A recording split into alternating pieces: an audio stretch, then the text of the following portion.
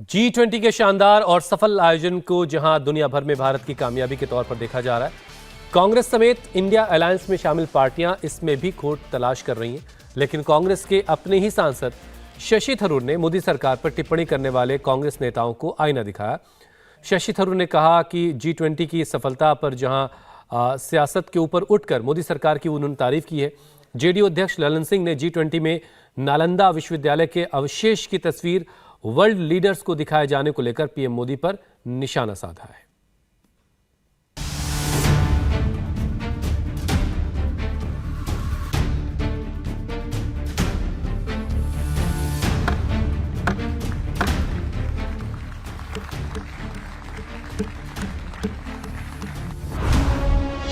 शशि थरूर ने कांग्रेस नेताओं को दिखाया आईना।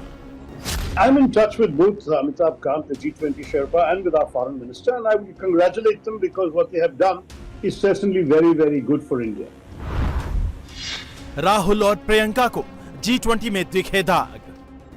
आज सुबह तो मैंने देखा कि इनके G20 जब हो रहा था तो बारिश आई और सारा जितना भी वो जहां पे वो G20 की मीटिंग रख रहे हैं उसमें सारा पानी फैल गया है।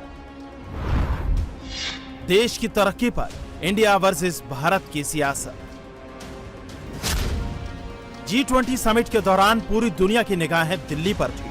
दिल्ली अपने खूबसूरत श्रृंगार से मेहमानों को लुभा रही थी, लेकिन कांग्रेस को इसमें भी खोट नजर आ रहा था। 48 घंटों तक दुनिया भारत का लोहा मानती रही। कांग्रेस के प्रवक्ता से लेकर नेता तक उल्हाना देते रहे, ऊल जुलूल ट्वीट करते रहे।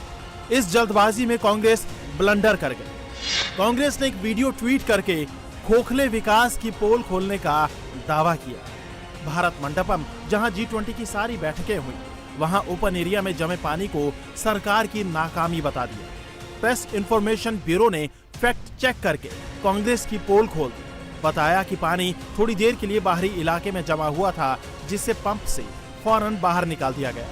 यानी फैक्ट चेक में कांग्रेस का दावा गुमराह करने वाला निकला। इतना ही नहीं, G20 समिट के दौरान विपक्ष ने एक से बढ़कर एक ट्वीट किए। जयराम रमेश ने स्टेटमेंट दिया कि प्रधानमंत्री मोदी का बयान हिपोक्रेसी यानी एक तरह का पाखंड है। प्रेसिडेंट बाइडेन के बयान को भी अपने सियासी हथियार के तौर पर इस्तेमाल किया। तो कांग्रेस नेता प्रियंका गांधी ने दिल्ली में हुई बारिश को मोदी सरकार के अहंकार से जोड़ दिया।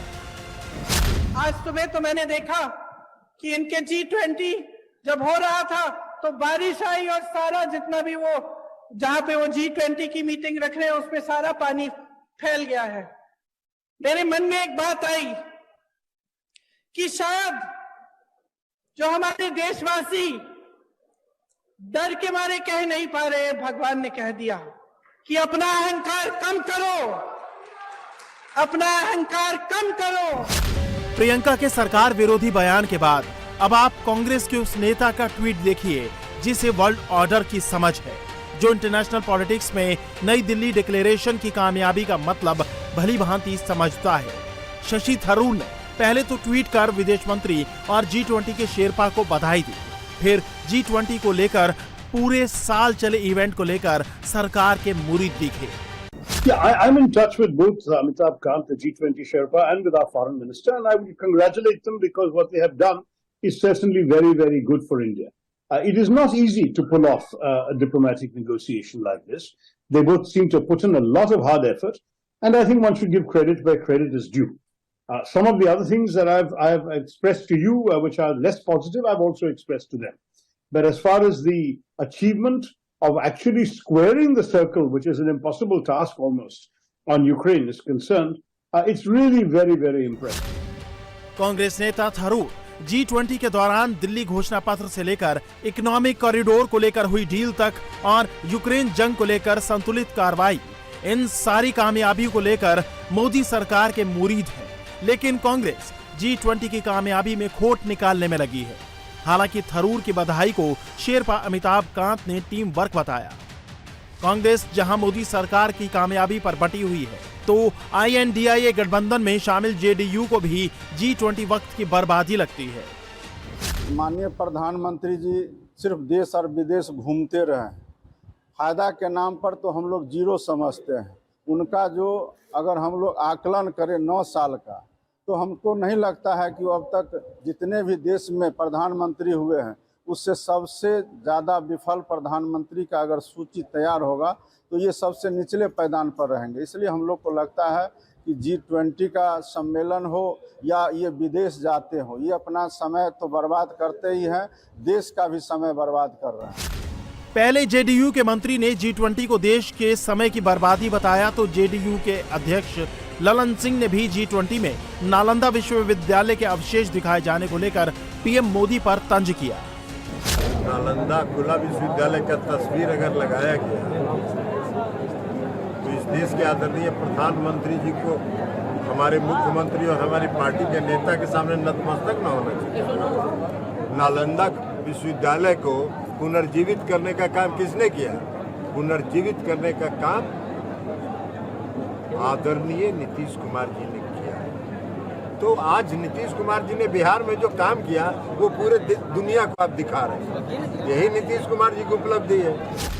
नालंदा विश्वविद्यालय के अवशेष को दिखाकर पीएम दुनिया भर के मेहमानों से भारत की गौरव गाथा और देश के वैभव का जिक्र कर रहे थे, लेकिन जेडीयू उसे अपने सीएम के काम से जोड़कर देख रही है।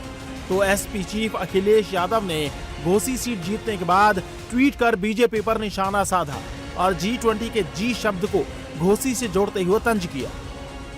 INDIA के नेताओं को G20 की सफलता और दुनिया भर में देश का डंका बजना बुरा लग रहा है, लेकिन बीजेपी ने विरोधियों की इस मानसिकता पर पलटवार किया। सांसद मनोज तिवारी ने कहा कि पहले दुनिया भारत का फैसला करती थी, अब भारत दुनिया का फैसला करता है।